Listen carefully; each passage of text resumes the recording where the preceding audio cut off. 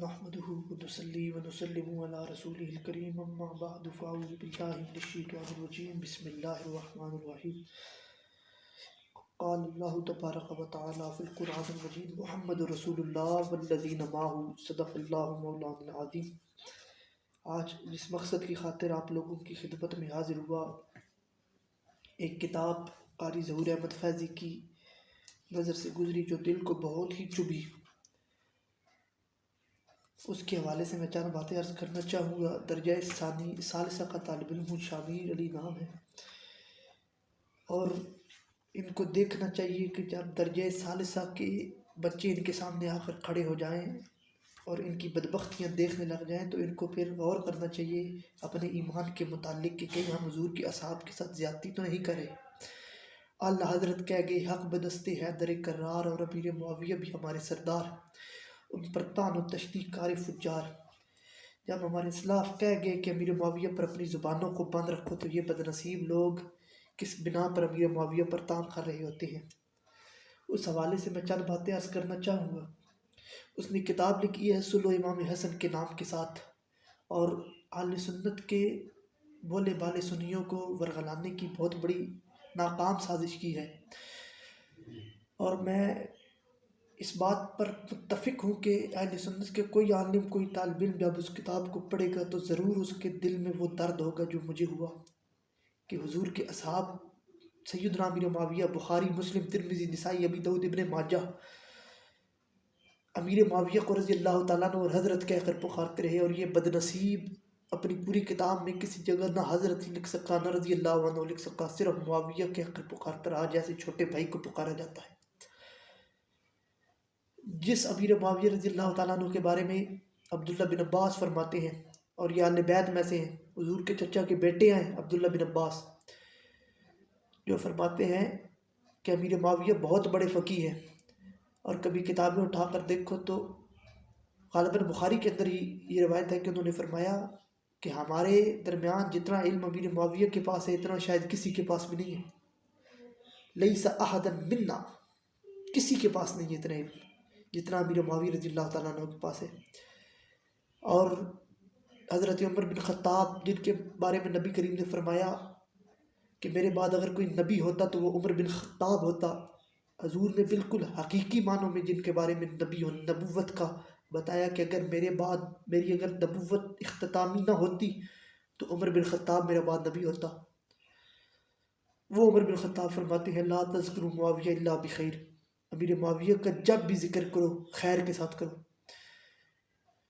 اور امام احمد بن حنبل رضی اللہ تعالیٰ عنہ، آپ سے آپ کے بیٹے نے سوال کیا کہ امیر معاویہ رضی اللہ تعالیٰ عنہ دعا میں شامل ہے جو رسول اللہ نے اپنے صحابہ کے لیے کی تھی؟ تو آپ نے فرمایا ہاں، نبی کریم نے جتنی اپنے اصحاب کے لیے مطلق دعائیں کی ان میں امیر معاویہ بالکل شامل ہے۔ یہ میرے پاس کتاب ہے سنن الترمذی، امام ترمذی کی کتاب۔ یہ امام ترمذی نے پورا باب باندھا ہے امیر معاویہ کے مناقب پر، پورا باب باندھا ہے، جس کے اندر آپ حدیثیں لائے ہیں حضرت امیر معاویہ کی شان میں کہ نبی کریم صلی اللہ تعالی وسلم نے دعا کی کہ یا اللہ امیر معاویہ کو ہدایت یافتہ اور ہدایت دینے والا بنا، جس کے حق میں رسول دعا کر دیں تو بتائی اس اصحاب کا کیا مقام ہوگا۔ اور حضرت سیدنا امیر معاویہ رضی اللہ تعالیٰ عنہ وہ صحابی ہیں کہ عبداللہ بن مبارک امیر المومنین فی الحدیث جن کو کہا جاتا ہے، ان سے پوچھا گیا کہ اب ایسے کرنی افضل ہیں یا حضرت امیر معاویہ افضل ہیں؟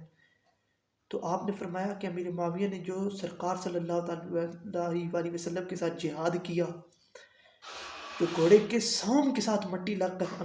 حضرت امیر معاویہ کی ناک میں گئی، اب ایسا کرنی تو اس کا مقابلہ بھی نہیں کر سکتے۔ اور یہی روایت عمر بن عبدالعزیز کے بارے میں بھی موجود ہے۔ یہ کتاب ہے بخاری شریف، اس بخاری کو کھول کر دیکھ لیجئے، اور اس بخاری سے جو اصح الکتب بعد کتاب اللہ، سب سے صحیح کتاب اللہ کی قرآن کے بعد جس کو مانا جاتا ہے، اس کتاب میں امیر معاویہ کے جنتی ہونے واجب ہونے کی روایت موجود ہے کہ حضرت امیر معاویہ حضور نے فرمایا تھا کہ جو پہلا بیڑی بیرا جنگ کے لیے جائے گا اس پر جنت واجب ہوگی، اور امیر معاویہ اس پہلے بیڑی بیرے کے سردار تھے۔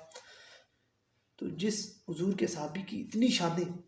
اس کے متعلق منہ کھولنا، اعتراض کرنا اور ان کے متعلق طعن و تشنیع کرنا، اور یہ جو اعتراض کیا جاتا کہ حضرت امیر معاویہ اور امام حسن کی صلح کے متعلق، تو یاد رکھیں، اور حضرت سیدنا امام حسن کے متعلق صلح کے متعلق جو روایت ہے، اور طبری جو روایت لے کر آیا ہے کہ حضرت سیدنا امیر معاویہ رضی اللہ تعالیٰ عنہ نے حضرت امام حسن کو خط خالی کاغذ بھجوایا کہ آپ اس پر جو شرائط لکھ کر دیتے ہیں میں مانتا ہوں، یہ طبری کی روایت بتا رہا ہوں۔ تو حضرت سیدنا حسن نے پہلے ہی ان کو کچھ شرائط لکھ کر بھجوا دی، اور پھر جو خالی خط حضرت امیر معاویہ نے حضرت امام حسن کو بھیجا تھا اس پر خود شرائط لکھ کر اور اپنے پاس رکھ لی، اور بعد میں امیر معاویہ کو کہا کہ آپ نے یہ شرائط مجھ سے لکھوائی تھی اور پھر اس پر عمل نہیں کیا۔ طبری کی روایت ہے یہ، اور اگر اس روایت کو دیکھا جائے تو جو حضرت امام حسن نے شرائط لکھ کر بھیجی تھی وہ ان پر امیر معاویہ نے عمل کیا، اور جو روایت لکھ کر اپنے پاس رکھ لی تھی ان پر تو حق ہی نہیں بنتا تھا امیر معاویہ کا کہ وہ عمل کرے۔ یہ طبری کی روایت ہے۔ پہلی بات، یہ روایت صحیح نہیں ہے، اس کے راویوں پر جرح ہے۔ اس کا راوی زہری، شہاب الدین زہری جو راوی ہے، وہ اس واقعہ کے 17 سال بعد پیدا ہوا، تو پھر اس نے یہ روایت کدھر سے لے لی؟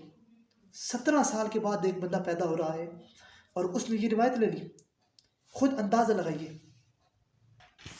شیعوں کا اپنا امام، جس کو اپنے یہ امام مانتے ہیں، اس کی اپنی کتاب ہے کشف الامہ فی معرفت الائمہ، اس کے اندر اس نے اس بات کو تسلیم کیا ہے کہ حضرت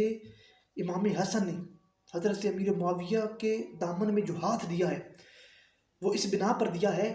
کہ حضرت ابو بکر اور عمر رضی اللہ تعالیٰ عنہ نے ان کو اپنے دور خلافت میں اپنا وزیر بنائی رکھا، اور حضرت عثمان غنی نے رضی اللہ تعالیٰ عنہ نے ان کو ملک شام کا گورنر بنا دیا۔ حضرت امام حسن نے ان تمام پہلوؤں کو دیکھ کر حضرت امیر معاویہ کے ہاتھ پر اپنا ہاتھ دیا، اور فقط امیر معاویہ نے حضرت امام حسن نے ہاتھ نہیں دیا، امام حسین نے ہاتھ دیا۔ اور امام حسین جب بیعت کر رہے تھے تو آپ کے ساتھ ایک شخص بیٹھا ہوا تھا، اور آپ نے کہا کہ اٹھ، دیکھتا نہیں کہ ہمارا امام حسن معاویہ کی بیعت کر رہا ہے، اٹھ کے بیعت کر۔ جو حسین یزید کے سامنے 72 ٹن ہو کر ہزاروں کی فوج کے سامنے کھڑا ہو جائے، وہ امیر معاویہ کی بیعت جان بوجھ کر سکتے تھے یا ظلم کی بنا پر کر سکتے تھے؟ نہیں، حضرت امام حسین رضی اللہ تعالیٰ عنہ اپنی جان تو دے سکتے تھے لیکن غلط ہاتھ پر ہاتھ نہیں دے سکتے تھے۔ تو اس سے معلوم ہوا کہ امیر معاویہ کے دامن میں جو ہاتھ دیا تو وہ اس قابل تھے کہ ان کے دامن میں یہ ہاتھ دیا گیا۔ اور آج کل کے ملا اٹھ کر حضرت امیر معاویہ پر بکواسات اور اشکالات پیش کریں، ان کی حیثیت کیا؟ حضور غوث اعظم شیخ عبد القادر جیلانی فرماتے ہیں آج کل کے تمام پیر جن کی جوتی کے برابر بھی نہیں ہو سکتے، یہ جو آج کل جو دو نمبر پیر بنے بیٹھے اور گدیوں پر بیٹھ کر اور مسطروں پر بیٹھ کر اعتراض کرتے ہیں، آپ فرماتے ہیں اگر در راہ گزرے حضرت امیر معاویہ نشینم و گرد سوم اس پہ جناب بر منفدت باعث نجات، کہ امیر معاویہ اگر کسی گلی سے گزر جائیں اور گھوڑے کے سوم کے ساتھ مٹی لا کر عبد القادر پر پڑے تو میں اپنے لیے یہی نجات کا باعث سمجھتا ہوں۔ تو بتاؤ، غوث اعظم جن کے بارے میں یہ کہیں، آج کل کے ملا ان پر اعتراض کریں، ان پر بکواسات کریں، ان کی حیثیت کیا ہے؟ 2017 کے اندر مفتی راشد مامور رضوی صاحب نے جو قاری ظہور احمد فیضی کے ساتھ کیا تھا وہ آج بھی اہل سنت کے ذہنوں میں بات ہے، اس کو بالکل دنگا کر کے رکھ دیا تھا، اس کی حیثیت ہی نہیں چھوڑی تھی۔ اس وقت یہ شیخین پر منہ کھولا اور آپ حضور کے اصحاب حضرت امیر معاویہ پر منہ کھول بیٹھے۔ یہ دور نبی کریم کے اصحاب کو ڈیفینڈ کرنے کا ہے۔ اللہ کی عزت کی قسم، اگر حضرت امیر معاویہ کے علاوہ کسی اور صحابی پر اس دور میں اعتراض کیا جاتا تو اہل سنت اسی طرح جس طرح آج امیر معاویہ کی ڈیفینس کریے اسی طرح اس صحابی کی ڈیفینس کرتی، لیکن کیونکہ یہ دور حضرت امیر معاویہ کے خلاف آ گیا ہے تو الحمدللہ جب تک اہل سنت زندہ ہے حضرت امیر معاویہ کا ڈیفینس کریں گے، اور ہماری تو یہی ہے آرزو۔ ہم تو اہل سنت یہی کہتے ہیں کہ نبی کے باغ کے سرو سمن سے پیار کرتے ہیں، ہم ایک گل سے نہیں پورے چمن سے پیار کرتے ہیں۔ وما علینا الا البلاغ المبین۔